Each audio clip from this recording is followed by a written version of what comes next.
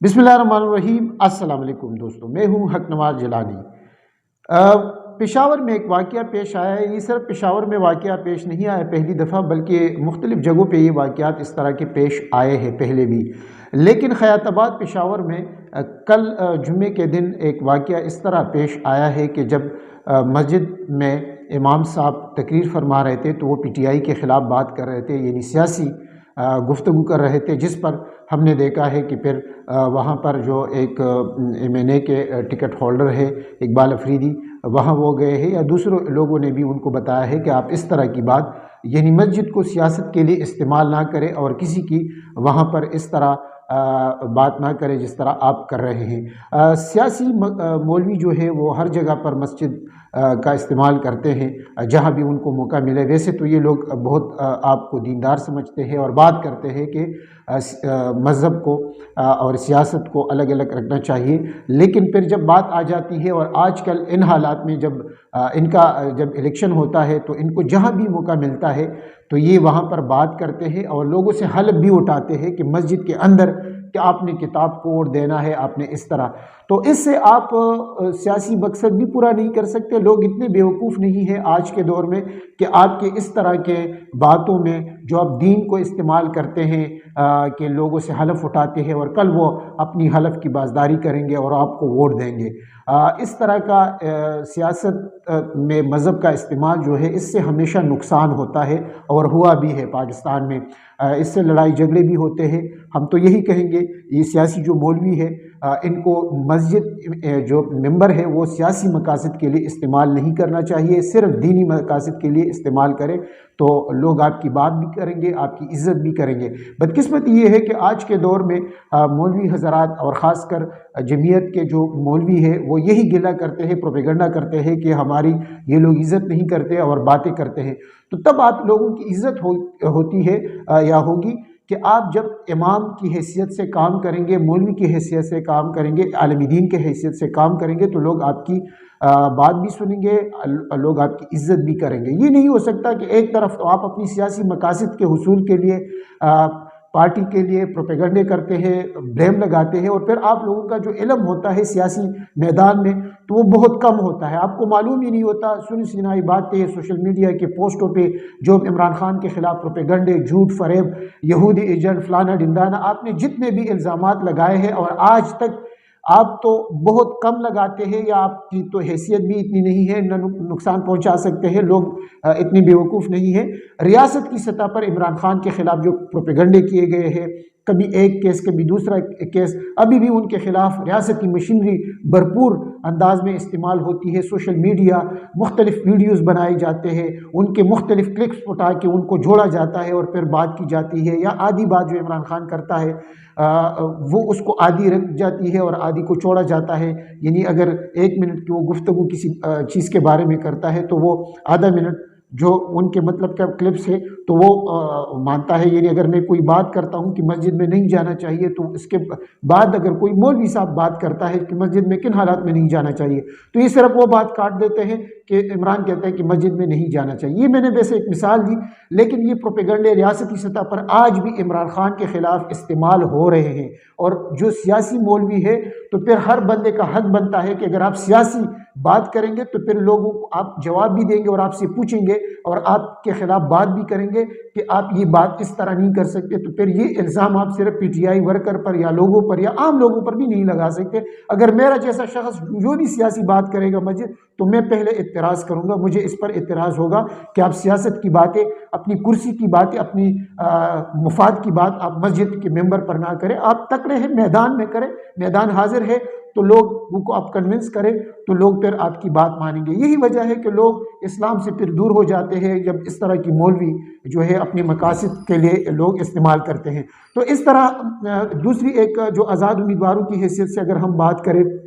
तो आज़ाद उम्मीदवारों की हवाले से अगर हमने देखा है कि जो प्रोपेगेंडा किया जाता है कि ये लोग जब कामयाब हो जाएंगे तो नून लीग वाले कहते हैं कि हमारे पास आ जाएंगे, पीपल्स पार्टी वाले अपने बात करते हैं कि हमारे पास आएंगे।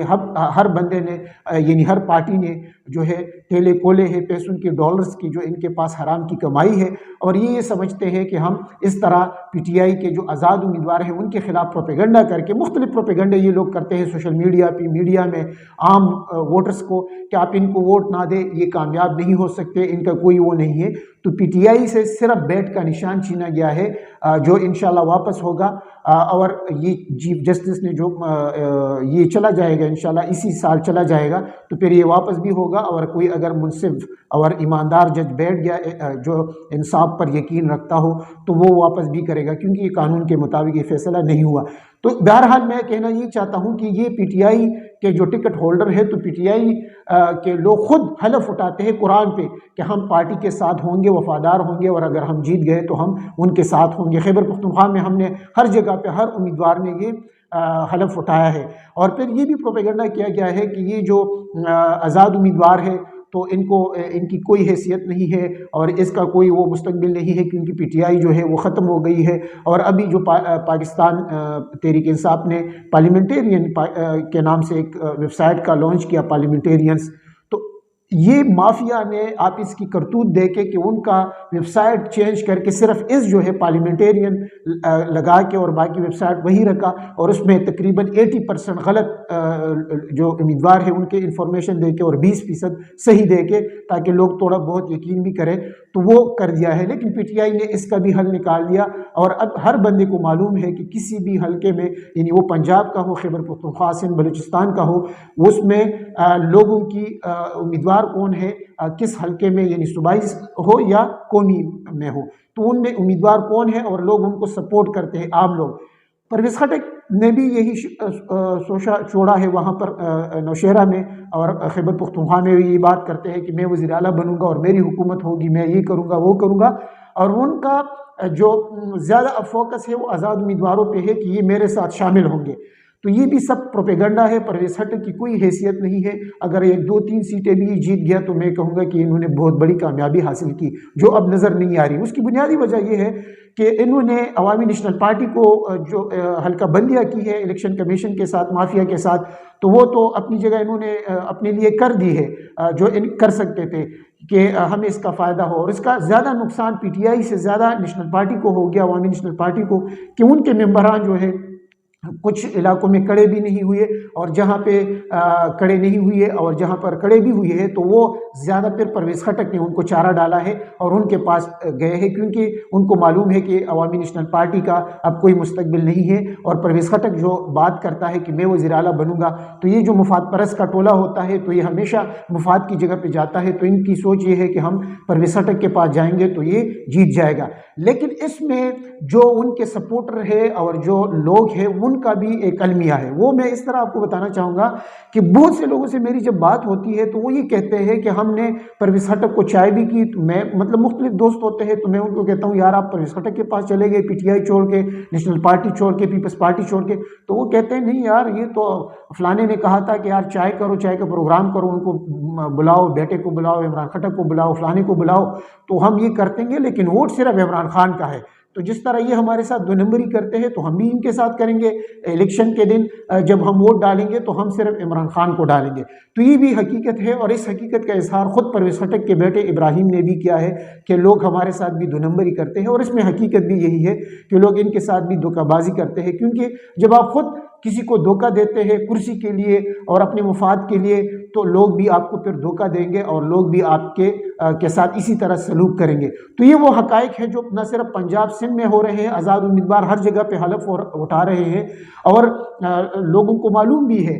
باوجود اس کے کہ پی ٹی آئی کو اب تک نہ جلسوں کی اجازت ہے، نہ ریلی کی اجازت ہے، نہ کارنر میٹنگ کی اجازت ہے، اور اب سب سے بڑھ کر ان کو بینر چھاپنے کی بھی اجازت نہیں ہے، یعنی ان کو جہاں بینر چھاپے جاتے ہیں کارخانوں کو یہ حکم دیا ہے کہ آپ ان کے بینر نہ چھاپیں۔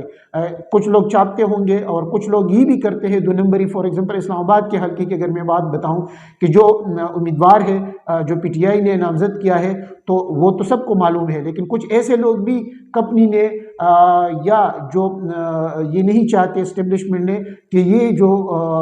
پی ٹی آئی ہے جیت نہ جائے، تو انہوں نے کچھ ایسے لوگ ان کو بھی کہا ہے کہ آپ بھی الیکشن میں حصہ لے اور آپ عمران خان کی تصویر لگا دیں کہ میں بھی اس حلقے سے الیکشن لڑ رہا ہوں۔ لیکن لوگوں کو معلوم ہے پی ٹی آئی کے جو ورکر ہے وہ تعلیم یافتہ ہے، ووٹر بھی تعلیم یافتہ ہے، اور جو ان کو پوری معلومات ہے کہ کیا ہونے جا رہا ہے اور کیا ہو رہا ہے۔ تو یہ سب جو ہو رہا ہے یہ صرف یہ ہے کہ کسی بھی طرح ہم عمران خان کو آنے نہ دیں یا ان کی ووٹ بینک کو کم سے کم کرے، ان کے جو امیدوار ہے کم سے کم جیتے، اور باوجود یہ کہ ایک طرف یہ بات کرتے ہیں، دوسری بات یہ بھی آس لگائے بیٹھے ہیں کہ یہ سارے ہمارے ساتھ بھی شامل ہو جائے، تمام سیاسی جماعتیں، خاص کر پیپلز پارٹی، نون لیگ، تو یہی تمنا بیٹھے ہیں کہ یہ لوگ ہمارے ساتھ شامل ہو جائے، لیکن وہ کسی کے ساتھ شامل نہیں ہوں گے۔